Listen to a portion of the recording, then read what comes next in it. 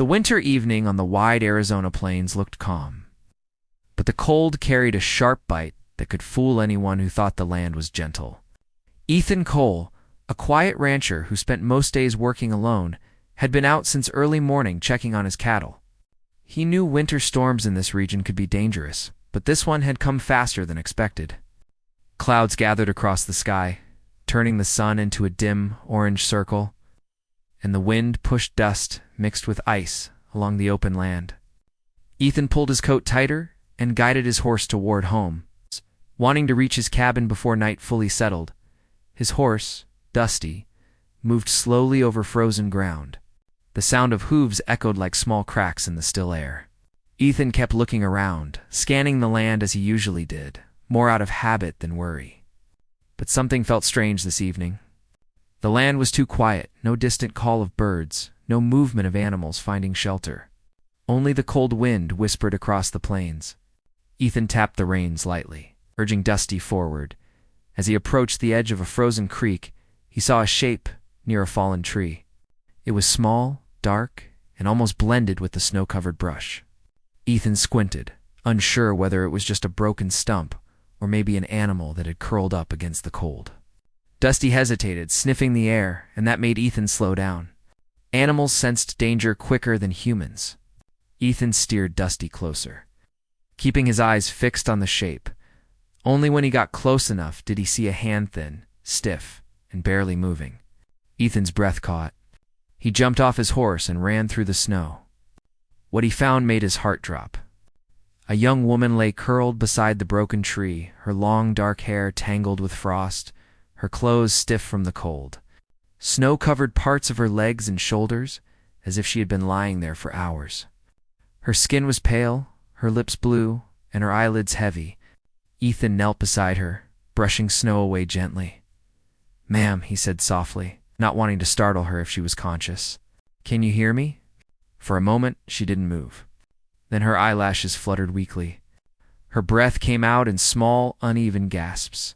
She tried to speak, but only a faint sound escaped at first. Ethan leaned closer, catching the tiny whisper that trembled through the cold air. "I got frostbite," she said, barely audible. "I need to warm up." Her voice was fragile, as if each word cost her more strength she didn't have. Ethan felt a knot tighten inside him. He didn't know who she was, but there was no question. She wouldn't survive much longer out here. "You're going to be okay," Ethan told her gently. "I've got you." He took off his heavy coat and wrapped it around her small, shaking body. Her hands were stiff, especially her fingers, and he could tell the cold had done real damage. She tried to lift her head, but she didn't have enough strength. Her eyes half opened, showing deep pain and fear. Without wasting another second, Ethan lifted her into his arms. She felt incredibly light, almost weightless, as if the cold had drained every bit of strength from her. He carried her to the horse and carefully pulled himself up with her held close. Dusty seemed to understand the urgency and immediately began moving without. Being told, the wind stung Ethan's face as he guided the horse toward home. Snowflakes, sharp like tiny needles, danced through the air. The woman leaned weakly against his chest, trying to stay awake but fading fast. Several times her head dropped forward, and Ethan would gently shake her shoulder. "Stay with me," he said. "We're almost there." She tried to nod, but her movements were slow and unsteady. He could hear her breathing, thin and uneven, like she was fighting to pull air into lungs that had grown too tired. The ride felt longer than it actually was. Ethan kept glancing down, watching for any sign of her slipping away. Relief washed over him when his cabin finally came into view, a small but strong wooden home tucked between two hills. Smoke rose from the chimney. He always kept a low fire going during winter. He stopped the horse in front of the porch and lifted the woman down carefully. Her feet touched the ground for only a second before she swayed. Ethan caught her and carried her inside. The warm air met the freezing cold trapped around her, and she let out a small sound, half pain, half relief. Inside the cabin, Ethan rushed to light the fire brighter and warmer. Flames rose quickly, filling the room with a soft orange glow. He placed blankets near the fire and gently laid her down. She curled slightly, shivering even though she was now inside. Her voice came out in a strained whisper. "Thank you. I'm sorry. I shouldn't trouble you." Ethan shook his head immediately. "Don't apologize. You're safe now. That's what matters." He brought warm water and let her take small sips so she wouldn't choke. She drank slowly, her hands trembling while holding the cup. Ethan noticed the deep redness on her fingers and toes, a clear sign the cold had gone too far. He knew he had to warm her carefully, not too fast, or her skin would hurt even more. "What's your name?" Ethan asked softly. She blinked, gathering her strength. "Alona," she whispered. "My name is Alona." It was a gentle name, soft on the ears. Ethan nodded and told her his own name. She repeated it quietly, as if trying to remember it. As she warmed up little by little, Ethan wrapped extra blankets around her. Her shivering softened, though she still looked weak. Her eyes wandered around the cabin, as if she was trying to understand where she was. She seemed grateful yet embarrassed, as though needing help troubled her more than the cold did. Ethan could see exhaustion pulling her back towards sleep. But he knew she shouldn't rest too deeply yet. Frostbite could make a person drift into a dangerous sleep. So he kept talking softly to her, asking simple questions, helping her stay awake just a little longer. She told him she had been searching for her younger brother. He had gone missing the day before, and when he didn't return, she followed his tracks. The storm had grown stronger, and she had lost her way. Her voice shook with worry when she mentioned him. "I thought I could find him before dark," she said, fighting tears. But the storm, it was too strong. Ethan felt his heart tighten. She wasn't lost because of carelessness. She was lost because of love for her brother. He admired her courage, even if it had nearly cost her life. "You're safe here," he told her gently. "We'll figure everything out." Alona stared into the fire, her eyes reflecting fear and heartbreak. She was still shivering slightly, her hands wrapped under the blankets. Every breath she took came with effort, and Ethan stayed close, making sure she didn't slip into unconsciousness again. Slowly, her breathing steadied. Her voice grew a little stronger. She looked up at Ethan, her eyes full of gratitude that words couldn't explain. She tried once again to apologize for troubling him, but he stopped her softly. "No one deserves to be alone in this cold," he said. "You needed help. That's enough reason." Lona gave him a small, tired smile, the first sign of hope he had seen on her face. Night settled outside, but inside the cabin, the fire warmed the room, and the fear of losing her began to fade bit by bit. Ethan stayed beside her, watching over her like someone watching a fragile flame, making sure it didn't go out. The storm raged outside, but inside that small, warm cabin, a life had been saved in. A connection had quietly begun without either of them noticing. The night passed slowly inside the cabin as wind pushed hard against the wooden walls. Every now and then, the storm made a soft howl, like a warning that the cold still ruled the land outside. Ethan stayed awake most of the night, checking on Alona, adding wood to the fire, and making sure she stayed warm. She drifted in and out of sleep, her mind still foggy from the cold. But every time she opened her eyes, she saw Ethan nearby, and that seemed to calm her. When morning finally came, the storm had softened. Pale sunlight came through the small window, lighting the room in a quiet way. Ethan stepped outside for a moment to check on his horse and the land around his home. The snow was deep but manageable.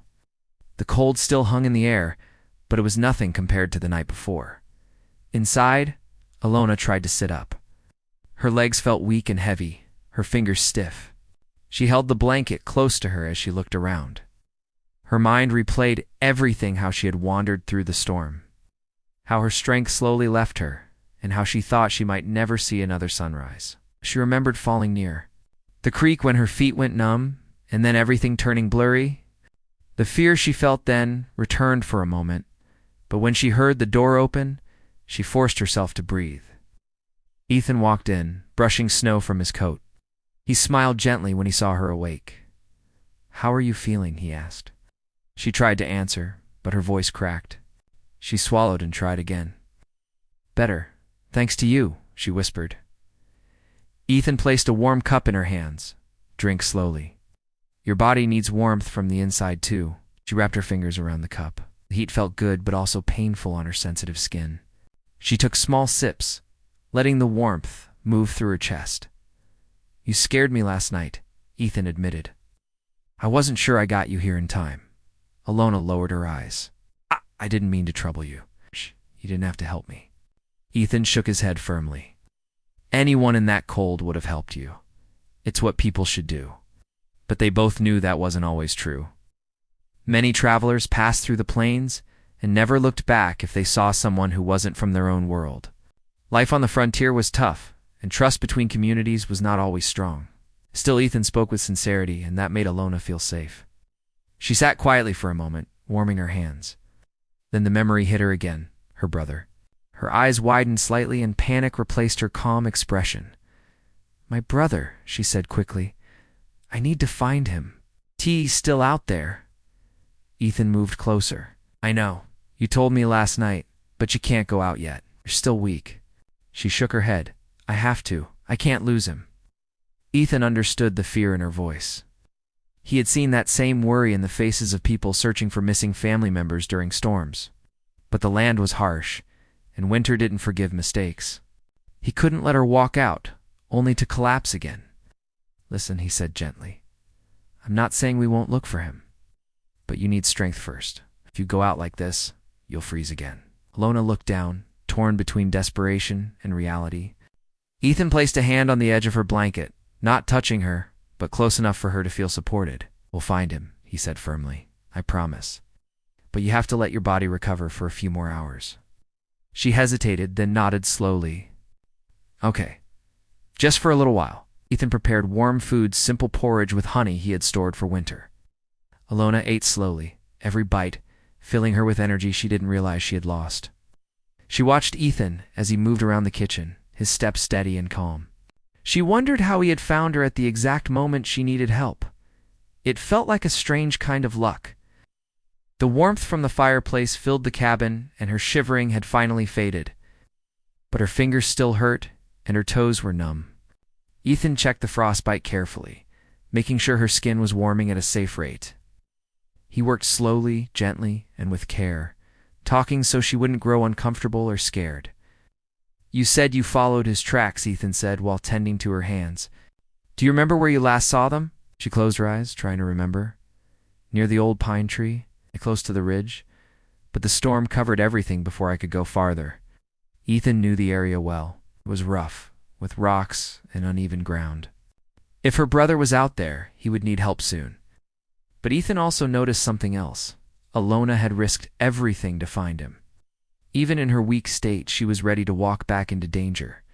When she finished eating, Alona tried to stand, but her legs trembled. Ethan stepped forward quickly to steady her. She looked embarrassed, but he only smiled kindly. You're not going anywhere like this, he said softly. Sit, rest a bit more. She sat back down reluctantly. Her eyes drifted to the door again. I hate waiting, she whispered. Every minute feels too long. Ethan understood. He poured more warm water and placed it near her. Then we'll use this time to plan. When we go out, we'll go the right way. It seemed to comfort her. She sank deeper into the blanket, watching the fire dance in the hearth. Hours passed, and with them, some of Alona's strength returned. She spoke more clearly now, telling Ethan how her brother had always been brave, always willing to help their family. He had gone hunting despite the early snow, thinking he could bring home food before the storm worsened. He had meant well. He didn't know nature had other plans. As she talked, Ethan listened closely. He learned about her family, her village, and the close bond she shared with her brother. He admired her determination. Even though she had nearly lost her life, her thoughts stayed focused on him. By noon, Ethan could see the pain in her face when she moved her fingers. He handed her fresh bandages and helped her rewrap her hands. She was shy at first, embarrassed by needing so much help. But Ethan treated her with quiet respect, never rushing her, never making her feel weak. Finally, when the sun reached its highest point, Ethan stood up and put on his coat. Dusty, the horse, waited outside, eager to move. Alona watched him with hopeful eyes. "Are we going?" she asked softly. "We are," he said. "But only if you promise to stay warm and listen to me. I can't have you getting hurt again." She nodded quickly, determined. "I promise."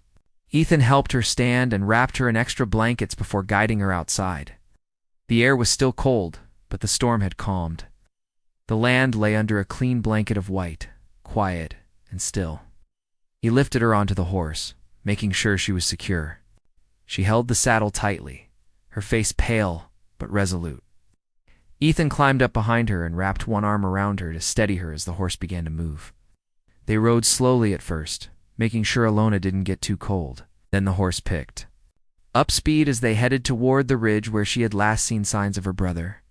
The snow crunched loudly under Dusty's hooves, echoing across the wide plains. Lona looked forward with a mix of fear and hope. Ethan kept scanning the land, watching for any movement, any shape that could hint at her brother's presence. The cold air stung their faces, but Alona didn't complain. She held onto the saddle tightly, her eyes searching the horizon. "We'll find him," Ethan said quietly over the wind. "I won't stop until we do." And for the first time in days, Alona felt something stronger than fear. She felt hope.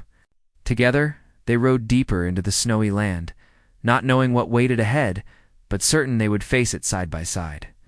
The cold wind brushed across the open land as Ethan guided the horse toward the ridge. Alona held the saddle tightly, her heart beating fast with worry. Every part of her hoped they would find her brother soon. She tried to stay calm, but the fear inside her kept growing the longer they rode. The snow-covered land stretched far in every direction, and even though the storm had eased, the air still carried the bite of winter. Ethan kept his eyes sharp, scanning the land for any sign of movement. He knew how quickly someone could disappear in weather like this. Tracks could be covered in minutes, footprints erased, and a lost person could become impossible to find. But he also knew the land better than most. He grew up riding these plains, learning every hill, every creek, every turn where people sometimes got stuck. Alona felt weak, but determined. She couldn't stop thinking about her brother, his laugh, his energy, and the way he always tried to help their family. She remembered how he promised he would return before nightfall, how he smiled before he left. She had believed him. But when he didn't come home, fear filled her heart, and she stepped out into the storm without thinking twice. Now, riding beside Ethan, her fear mixed with guilt. She wished she had gone with her brother in the first place. After riding for some time, Ethan stopped the horse near a large pine tree. Its long branches drooped under the weight of snow. This was the last place Alona had seen her brother's tracks before the storm erased them. Ethan helped her down from the horse and let her rest against the tree. He knelt beside the snow and studied the ground carefully. He brushed away the top layer, searching for any sign, footsteps, broken twigs, anything that didn't belong to nature. Alona watched him closely. "Do you see anything?" she asked quietly. "Not yet," Ethan said, "but give me a moment. The snow hides things, but it can't hide everything." He walked around slowly, looking at the land from different angles. Then something caught his eye, a trail of disturbed snow leading toward a cluster of rocks. It was faint, almost invisible, but Ethan knew it wasn't made by the wind. "Someone had walked there, Alona," he called gently. "Come look at this." She stepped forward carefully, steadying herself against the tree. When she reached Ethan, he pointed toward the rocks. "Those marks," he said. "Someone moved through there. It's old, maybe from yesterday before the storm got bad." Her eyes widened with hope. "Could it be him?" "It's possible," Ethan said. "Let's follow it." He helped her climb back onto the horse, then led them toward the rocky area. The land dipped slightly, forming a natural shelter where the wind didn't blow as harshly. As they approached, Alona noticed something: broken branches, scattered snow, and a faint shape behind a large boulder. Her breath caught. "Ethan, look." Ethan moved closer, guiding the horse around the boulder. And there they found a small figure, curled under an overhang, barely moving. Alona gasped and slid down before Ethan could stop her. She stumbled toward the figure, calling out softly, "Lonnie." "Lonnie, is that you?" The young boy lifted his head weakly. His eyes were half open, his face pale and exhausted. His clothes were dusted with snow, and his hands trembled as he tried to sit up. "Alona," he whispered. She ran the last few steps and fell beside him, wrapping her arms around him gently. Tears filled her eyes as relief washed over her. He leaned against her, too tired to hold himself up. Ethan hurried over and knelt beside them. He checked the boy's pulse, his breathing, and the condition of his hands. The boy had signs of cold exposure but was still strong enough to recover with care. "We found him just in time," Ethan said quietly. "He needs warmth and rest, but he'll be okay." Alona looked up at Ethan with tears still on her cheeks. "Thank you. You saved us both." Ethan smiled softly. "Let's get him home." He lifted the boy gently, making sure not to hurt his stiff limbs. The boy tried to speak, but Ethan placed a hand on his shoulder. "Save your strength." Ethan settled the boy on the horse, wrapped him in blankets, and then helped Alona climb up behind him. The boy leaned into her, and she held him close, whispering comforting words. Once they were secure, Ethan mounted the horse and guided it toward the cabin. The ride back was slow, careful, and silent except for the sound of the wind. Alona kept her arms around her brother, feeling his small breaths against her chest. Her heart still pounded from the fear, but relief slowly warmed her body. Halfway home, the boy tried to talk. "I'm sorry," he whispered. "The storm. It came so fast. I tried to get back." "You're safe now," Alona said softly. "That's all that matters." When they reached the cabin, Ethan carried the boy inside, while Alona followed closely behind. Ethan placed him near the fire and covered him with blankets. Alona sat beside her brother, gently rubbing his hands to help the warmth return. Ethan brought warm water and let the boy drink small sips. For a long time, they stayed like that. The fire crackled softly, filling the cabin with a gentle glow. Ethan kept checking the boy's condition, making sure the warmth returned slowly. Alona held her brother tightly, her exhaustion mixing with relief. She finally felt like she could breathe again. As hours passed, color began returning to the boy's cheeks. He opened his eyes more fully, looking around the cabin. He seemed confused at first, but then his gaze landed on Ethan. "You found me?" the boy asked. Ethan nodded. "Your sister led the way. She never gave up on you." The boy looked at Alona with love and guilt. "I didn't mean to worry you." Alona brushed his hair gently. "I know. You were only trying to help our family." Ethan prepared a proper meal for them, warm soup and bread. Alona fed her brother slowly, making sure he didn't eat too fast. Ethan watched them from across the room, feeling grateful that they were safe. As the evening grew darker, the fear inside the cabin faded completely. In its place came a quiet peace. Alona finally had a moment to relax, and for the first time since the storm began. She allowed herself to smile naturally. Ethan noticed the smile and felt something shift inside him. He wasn't sure what it was, but the feeling was gentle and warm, like the start of something he didn't expect. When the boy fell asleep, Alona looked at Ethan with deep gratitude. "You didn't have to do any of this," she said softly. "You risked yourself to save us." Ethan shook his head. "I just did what anyone should do." Alona looked down at her hands. Not everyone would. He didn't know how to reply to that. He simply nodded and added more wood to the fire. Later, as the night grew quiet, Alona sat by her brother, watching him sleep peacefully. She felt safe, warm, and finally free from the fear that had followed her for days. She looked around the cabin that had saved her life and her brother's, and her eyes drifted to Ethan again. She whispered softly, just loud enough for him to hear. "You brought light into a moment that felt completely dark." "Oh." Ethan didn't answer at first. He simply sat there, taking in her words. Then, with a gentle tone, he said, "I'm glad I could help." In that small cabin, warmed by fire and quiet kindness, something began to grow, something neither of them fully understood yet. But they both felt it, like a small spark glowing softly in the cold night.